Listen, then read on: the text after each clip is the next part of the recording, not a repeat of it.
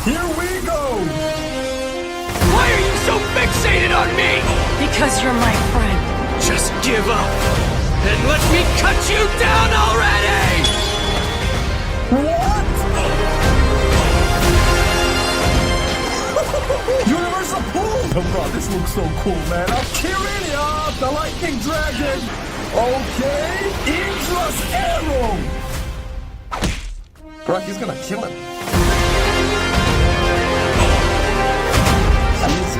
Jesus!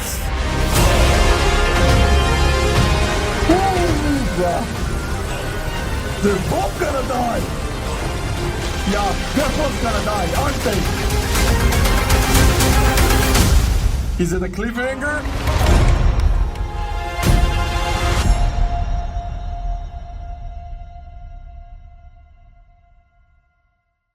Hello guys, welcome back to my reaction channel, and today we are again going to be doing something different. I am again going to be reacting to Swagkage's video about the third Great Shinobi War, and that's about it for this series, right?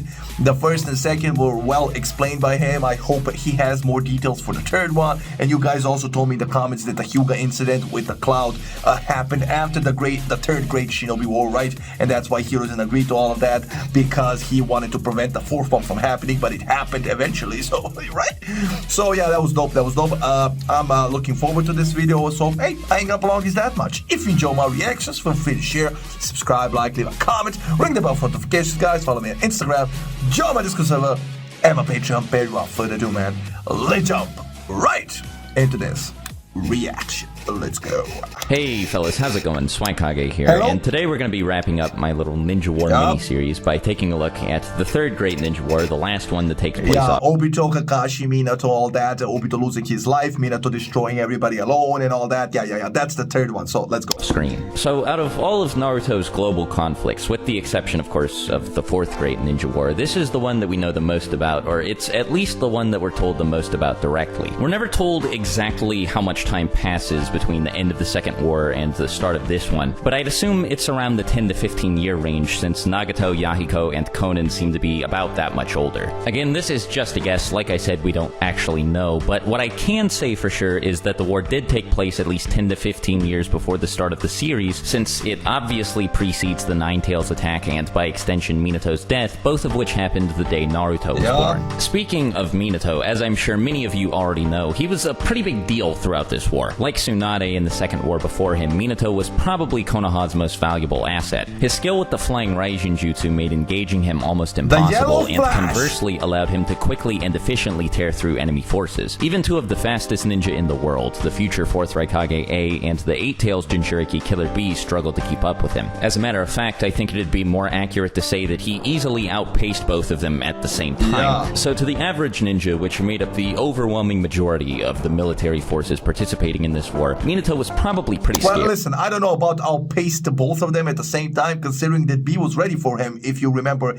he appeared behind B, and then B was ready with the sword at his belly, right? So, hey, I'm just saying, B was hella fast. He was given the nickname the Yellow Flash, and at some point the Stone Village even ordered all of its troops to flee on sight if they were ever unlucky enough to run into him. One of his most notable accomplishments came during the mission to destroy Kanabi Bridge, which at the time was an extremely important bridge used by the Stone Village to transfer supplies to its troops stationed in the Grass Village. At some point during the mission, a group of Leaf Ninja made contact with a group of enemy Stone Ninja, and the resulting battle left them in a pretty undesirable position. By the time Minato showed up, the Leaf's forces had been reduced to a measly 4 people who were being pinned down by at least 50 Stone Ninja. Now, we're never actually shown this, but it's heavily implied that Minato took out all 50 of these guys. Bro, I love seeing these panels, bro, because I obviously didn't read the manga, I just watched the anime with you guys. So just having a good excuse to see these panels, it's dope. Look at this. By himself, and it's due in large part to this victory that Konoha was able to successfully carry out the mission to destroy Kanabi Bridge. Now, this mission's success was actually a pretty big deal, and is often cited as one of the main reasons the Leaf was able to turn its losing position into a winning one. And that was all thanks to Minato, so Minato was pretty much the MVP of this war, okay? In order to explain why, let me take a step back and give everyone some context. context. So, as usual, we're kept in the dark about a lot of the war's finer details, but in Chapter 239, we do learn quite a bit about what was going on between the Leaf and the Stone specifically. This doesn't seem to be what initiated the war, since the Minato flee-on-sight order had already been issued, but at some point the Stone Village invaded the Hidden Grass Village, and the Leaf caught wind of this. Now this was a problem because the Hidden Grass rests right on the border of the Land of Fire, and at least according to Minato's intel, the Hidden Stone had already sent at least 1,000 shinobi to invade it. So this was obviously a pretty aggressive attempt on behalf of the Hidden Stone to capture the Hidden Grass Village and use it to make launching a full-scale invasion on the Land of Fire easier. According to an Actually, this is quite similar to the Ukraine situation. I mean, it depends how you look at it, but right, when you think about it, it doesn't matter. Let's go. Blurb at the beginning of the chapter. This sort of thing was fairly common, or it was at least fairly common for fighting to take place in small villages located between the 5 great nations, just like Nagato said to Naruto. Now, the cause for the war is fairly vague. All we really know is there was some sort of power vacuum or something in close proximity to the leadership of the 5 great nations that led to a great deal of political instability, and just like that, everyone was back at each other's throats again. Basically business as usual in the real world and in this world. This initially led to a bunch of fighting near but not actually inside national borders, which of course eventually and inevitably ended up involving a bunch of small villages located near these borders. The Leaf and Stone fighting across the Hidden Grass Village is the only example of this that we know of, but it's bound to have happened elsewhere since all 5 shinobi countries took part in this war. Anyway, the reason the destruction of Kanabi Bridge was so important is because without it, the Stone Village troops stationed in the Grass Village effectively had their access to their village's resources cut off completely. This obviously would have forced them to retreat back to the Land of Earth, which by extension would have made invading the Land of Fire significantly more difficult. Now it is worth clarifying that Minato himself didn't destroy Kanabi Bridge. Kakashi, Obito, and Rin were tasked with this, while Minato engaged the Stone Village on the front lines. On the team's way to the bridge, Rin was captured, and when the other 2 tried to rescue her, a battle ensued where Obito was thought to have died. It was also at this point that Kakashi received his Sharingan, which he seems to have put to pretty good use since later on in the war he earned the nickname the Copy Ninja. Now, while these Kakashi Gaiden chapters do give us a pretty in-depth look at the war, at least from one angle, we never really get to revisit it with the same level of detail. Most of the other stuff we know about the war comes from very brief flashbacks or short exposition snippets. We do get a follow-up to these chapters later on when Tobi's identity is revealed, but it focuses a lot more on Obito's interactions with Madara than on the war. Yeah, his connection to Rin and how he felt when he saw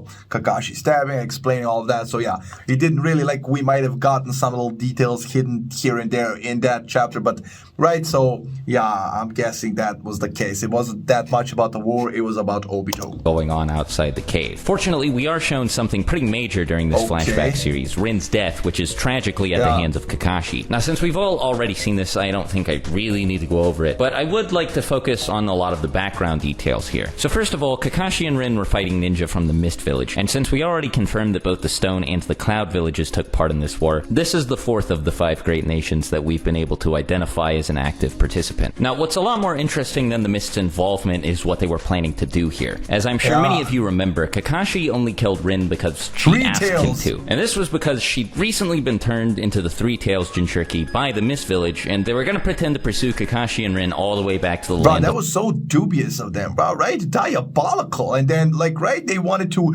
make the thing go on a rampage in the village, similar to the Ninetale incident, so that was... Fire, and then as soon as she set foot into the Leaf Village, bam, they were going to release the 3 Tails and wipe Konoha out without even having to launch an invasion. Now, obviously, this tells us a little bit more about just how depraved the Mist Village used to be, but it also lets us infer which Mizukage was in power at this point. In my video about the First Great Ninja War, I explained that the deathmatch between the second Mizukage and the second Tsuchikage must have taken place during the First War, since the first person that Mu assumes revived him is Tobirama, who also died during the same war. We also know that the 4th Mizukage Yagura was the Jinchuriki of the 3 Tails, and while we're never told exactly how long it takes Biju to reincarnate after they're killed, since the Raikage was willing to kill Naruto to put the 4th war on hold for a while, I'd imagine that it's at least a little while. Yagura was also pretty infamous for being a tyrant, but we later find out that this was only because he was being controlled by Obito. At this point, though, Obito had only just left so this was the right Mizukage before Yagura, logically, because he was a Jinchuriki, and right? So cave where Madara fixed him up. So I think it's pretty safe to say that Yagura didn't become Mizukage until much later. This should mean that the person in charge of the Mist Village throughout this war was the third Mizukage, but aside from his title, I can't really tell you pretty much, and that's like I hate that. I want to know about these Kage that weren't mentioned, like they were just mentioned briefly but never really dived into. So I want to, like, can't they create chapters that explain their lives and all that, how OP they were, all that? Like, they were Kage, they were obviously strong. So thing about the guy, we don't we don't even know his name. Fun coincidence, actually, the third Kage of every village should have been in power when this war started. We know pretty much beyond a shadow of a doubt that Hiruzen and Onoki led the Leaf and Stone villages at this point respectively, and it's stated that the third Raikage died during this war as well. And since I just explained why the third Mizukage should have been in charge of the Mist, that just leaves the Sand village. So we know that Sasori actually participated in the Third Great Ninja War, and that's where he got the title Sasori. And we also know that he killed the third Kazekage and made him into a puppet, so... of the Red Sand. The story behind the nickname is actually pretty simple. It's not because of Sasori's red hair sand. Or because he was raised in a place with naturally red sand. He just killed a lot of people throughout this war, and their blood tended to get all over the place. Anyway, at some point after his service, he defected from the Sand Village, and it was after this that he killed the third Kazekage. I think it's also worth mentioning that Chio lays out a very clear passage of time between when Sasori defected from the Sand Village and when the third Kazekage disappeared, so I'm pretty comfortable saying that this guy was running things while the Third War was going on. As for everything else that happened during this war, at least the stuff we know, it's either minor or only tangentially related to the war. We do know, according to one of the Itachi light novels, that a ceasefire agreement between the Leaf and Stone villages was enough to bring the war to an end, and we also know that since Hiruzen didn't seek reparations from any of the other participants after the war's conclusion, he ended up making a lot of residents of the Land of Fire really mad, and so in order to appease everybody, he stepped down as Hokage and gave the job to Minato. And then 20 minutes later, I'm back. Now this, the act of making Minato Hokage caused a lot of internal village drama, specifically between the Uchiha clan and the village's administration, but I'll save that for another video sometime in the future. Now real quick before I get out of here, if you'd be so kind as to spare me a little bit more of your time, I'd like to plug a personal project of mine. Some of you may remember the last time I attempted to do something like this, but recently I have been working on publishing a webcomic. Currently only 2 chapters are out. Production has been pretty slow, but I'm pretty proud of both of them. I think they're both fantastic, due in large part to my incredible artist, a guy called Jacob Noble. I'll leave a link to his Instagram in the description. But the main reason I haven't been able to crank out chapters as quickly as I'd like to is because of the lack of a financial incentive for my artist. Now don't get me wrong, he's super invested in the project, but it's one of those things where, like, I can't expect him to work full-time without a full-time salary, and I've been doing my best to pay him what I can, but since I'm only one person and the webcomic isn't making any money, that's a little bit easier said than done. Now, a week or so ago, I started up a Patreon page, so if you're interested at all in the webcomic, you can just check it out for free. You don't have to give the Patreon a second thought, but if you do like it enough that you want to support it and speed up production, I'm gonna leave a link to the Patreon in the description as well.